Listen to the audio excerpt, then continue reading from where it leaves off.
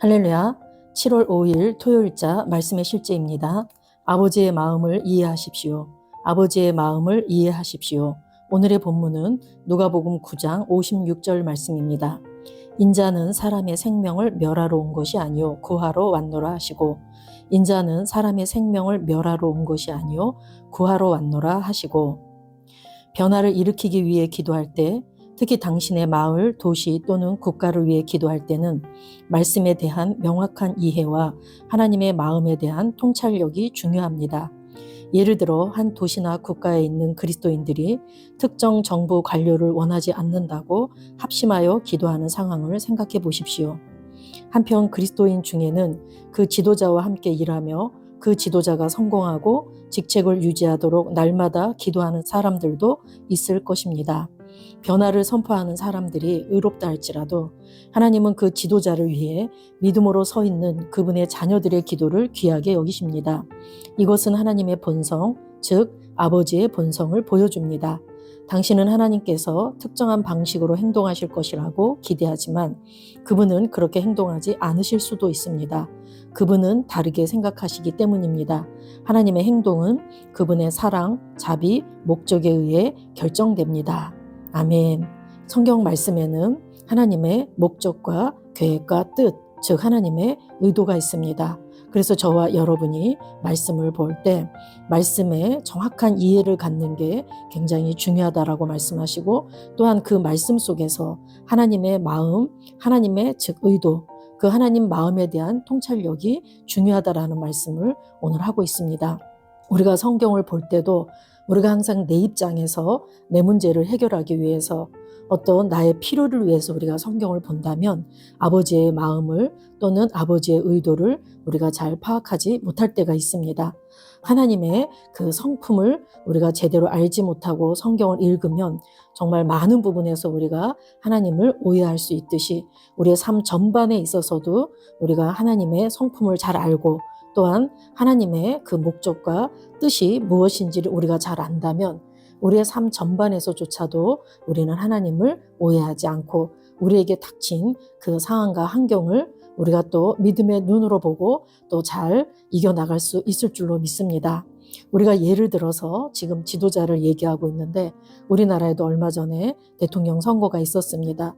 우리나라에도 여러 가지 격변의 시대를 살고 있고 어려움들이 있고 또 우리는 우리가 원하는 바가 있고 정말 우리가 원하는 그 분이 지도자가 되기를 원하는 그런 부분도 있었을 것입니다.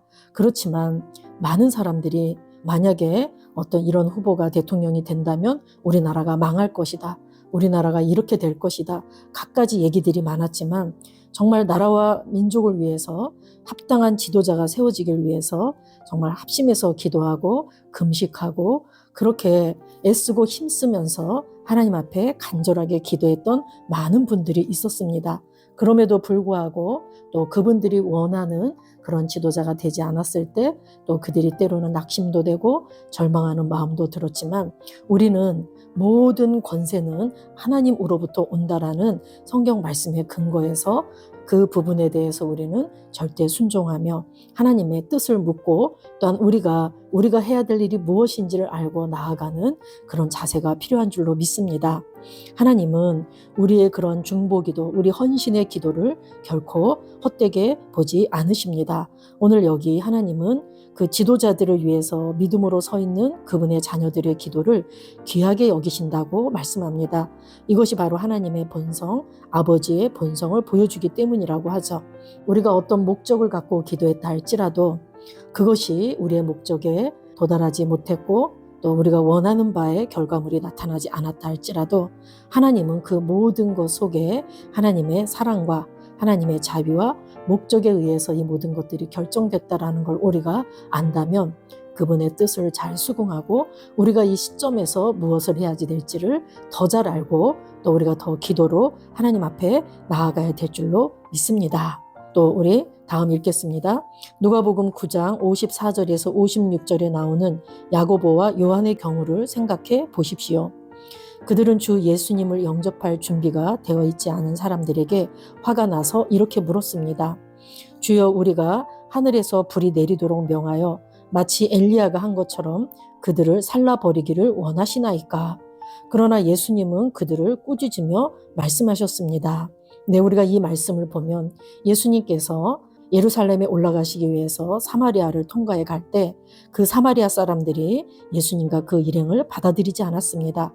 그럴 때 야고보와 요한이 화가 나서 정말 하늘에서 불이 내리도록 우리가 명령해서 저들을 다 불살라 버리기를 원합니까? 라고 이렇게 말씀을 드렸을 때 그건 바로 이 야고보와 요한이 구약의 엘리야 시대 때 엘리야가 그 왕이 보낸 50부장과 50명의 군사들을 하늘에서 불을 명해갖고 이렇게 불살라 버렸던 두 번씩이나 하늘에서 불을 명해서 그 50부장과 그 군사들을 다 불살라 버렸던 것을 상기하면서 저렇게 우리를 반대하는 저들을 우리가 불살라 버리기를 원하십니까? 라고 그들 속에 정말 아직까지 예수 그리스도의 제자로서 온전히 거듭나지 못했기 때문에 그들 속에 분노와 또한 혈기가 있어서 그렇게 말았던 것을 우리가 볼 수 있습니다. 그럴 때 예수님은 이렇게 말씀하셨습니다. 너희는 너희가 어떤 영을 지녔는지 알지 못하고 있도다. 인자는 사람들의 생명을 멸하려고 온 것이 아니라 구원하려고 왔느니라. 킹제임스 버전에 이렇게 설명하고 있습니다. 예수님께서는 사람들을 멸하고 사람들을 처단하고 그들의 죄에 상응하는 벌을 주고 그러러 오신 분이 아니시죠. 예수님은 앞으로 재림에 오실 때는 심판 주님으로 오시겠지만 초림하셨던 예수님은 우리 모든 사람을 구원하러 오셨습니다. 그래서 나는 잃어버린 자를 찾아 구원하러 왔다. 나는 양들에게 생명을 주고 또 그들이 풍성한 삶을 누리도록 하려고 왔다. 나는 사람의 생명을 멸하러 온 게 아니라 구하러 왔다라고 그분의 목적을 분명하게 말씀하셨습니다. 주님은 그분의 사역을 통해 아버지의 사랑과 자비의 마음을 보여주셨습니다. 예수님은 자신의 목적을 이해하셨고 아버지의 뜻에 따라 그 목적을 성취하는 일에 헌신하셨습니다. 하나님의 본성은 변함이 없으십니다. 그분은 자비롭고 사랑이 많으십니다. 그분은 지혜로 역사하시며 항상 사람들을 구원하시고 그분의 신성한 목적에 그분의 자녀들이 일치하게 하십니다.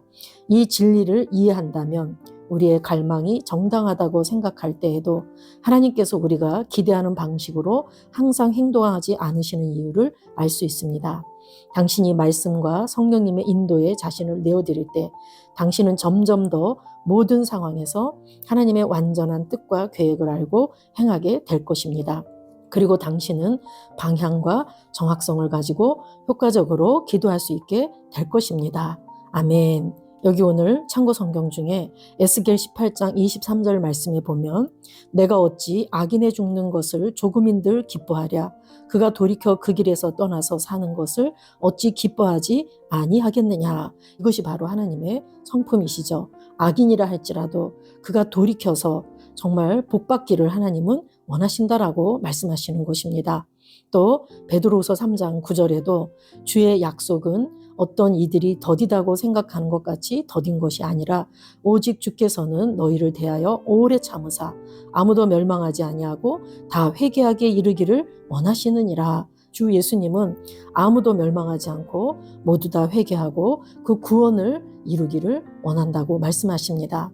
요한복음 3장에 하나님이 세상을 이처럼 사랑하사 독생자를 주셨으니 이는 그를 믿는 자마다 멸망치 않고 영생을 얻게 하려 하심이라 하셔서 아무도 멸망하지 않고 예수를 믿고 구원받기를 원하신다라고 말씀하고 있습니다. 하나님은 예수님을 통해서 하나님이 어떠한 분이신지를 분명하게 보여주셨는데 하나님은 사랑이시고 또한 자비로우신 분이시고 노하기를 더디하시고 어느 때나 우리 모두가 그분의 은혜와 은총을 받고 복받기를 원하십니다. 그래서 우리가 이 하나님의 뜻을 안다면 그래서 성경 속에 하나님의 목적과 계획과 뜻, 의도를 안다면 우리의 상황과 환경 가운데 정당치 못하고 합당치 못하고 내가 이해하지 못할 일이 생긴다 할지라도 그 상황 속에서 하나님 아버지는 어떠하실까? 무슨 뜻으로 이러한 일이 생기게 하셨을까? 우리가 이렇게 한 번만 하나님 아버지의 마음을 헤아리고 그 상황을 본다면 우리가 얼마든지 그 상황 속에서 아버지의 뜻을, 아버지의 성품을 드러낼 수 있을 줄로 믿습니다. 저와 여러분은 하나님의 사랑받는 하나님의 자녀들입니다. 하나님의 성품을 그대로 우리 속에 거듭난 영 안에 가지고 있기 때문에 우리의 영을 활성화하고 우리가 말씀을 풀어내고 생명으로 기능한다면 우리는 어느 때나 아버지를 온전히 이해해서 아버지의 마음으로 세상 사람들을 대할 수 있고 또 세상의 모든 상황과 환경을 그렇게 바라볼 수 있고 아버지를 오해하지 않고 우리가 그렇게 살아가게 될 줄로 믿습니다. 오늘 한 날도 저와 여러분이 삶에서 어떠한 것들을 만난다 할지라도 그 속에서 우리가 아버지의 심정을 가지고 사람들을 대하고 환경을 바라보고 하나님의 그 의도하심을 잘 알고 하나님은 모든 사람이 구원받고 모든 사람이 치료받고 모든 사람이 건강하고 부여하고 형통하고 잘 되기를 원하십니다. 우리가 그러한 것들을 알고 모든 것들을 대할 때 오늘 한 날도 우리는 승리하는 그러한 한 날을 보내게 되실 줄로 믿습니다. 아멘. 우리 기도하시겠습니다. 사랑하는 아버지, 아버지의 사랑, 자비, 지혜에 감사드립니다. 나는 아버지의 마음을 인식하고 아버지의 뜻과 목적에 나 자신을 내어드리며 말씀을 따라 행하고 아버지의 목적을 성취할 때 아버지의 사랑과 은혜가 내 삶과 내 주변 사람들의 삶에 가득할 것을 선포합니다. 예수 이름으로 기도합니다. 아멘. 사랑하는 아버지, 아버지의 사랑과 자비, 지혜에 감사드립니다. 나는 아버지의 마음을 인식하고 아버지의 뜻과 목적에 나 자신을 내어드리며 말씀을 따라 행하고 아버지의 목적을 성취할 때 아버지의 사랑과 은혜가 내 삶과 내 주변 사람들의 삶에 가득할 것을 선포합니다. 예수 이름으로 기도합니다. 아멘.